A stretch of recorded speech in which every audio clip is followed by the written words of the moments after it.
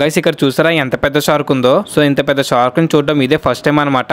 Market లో చూసాను కానీ చిన్న చిన్న పిల్లలు అవన్నీ. సో ఇంత పెద్ద షార్క్ ని చూడడం ఇదే ఫస్ట్ టైం. దీని కొల్లు అయితే పీగేశారు అండ్ ఇది ఇప్పుడు కటింగ్ అయితే వెళ్ళిపోతుంది. సో గైస్ నేను కాకినాడలో ఉన్న కుంభాభిషేకం అయితే వచ్చాను. ఇక్కడ చేపలు కొనుక్కుని రాజమండ్రి అట్టుకొని వెళ్దామని. సో ఇక్కడ నేను ఇలాంటి చేపలను చూడడం ఇదే ఫస్ట్ టైం అనమాట. సో ఇక్కడ ఒక పెద్ద చేపని అయితే కట్ చేస్తున్నారు. చూసారు ఈ పెద్ద చేపను కట్ చేయడానికి కత్తి అయితే నూరుకొని కట్ చేస్తున్నారు. అసలు తెగట్లేదు. ఇద్దరు మనుషులు అయితే కట్ చేస్తున్నారు. అండ్ ఇటు పక్కకు వస్తే 3 చేపలను అయితే కట్ చేస్తున్నారు. ఈ చేపలు ఇప్పుడు కట్ చేస్తున్న చేప జాతే అంట. సో ఈ 3 కలిపితే ఇప్పుడు కట్ చేసినంత చేప అయితే ఉంటది. సో ఈ చేప పేరు వచ్చేసి నెమలకోలం అంట.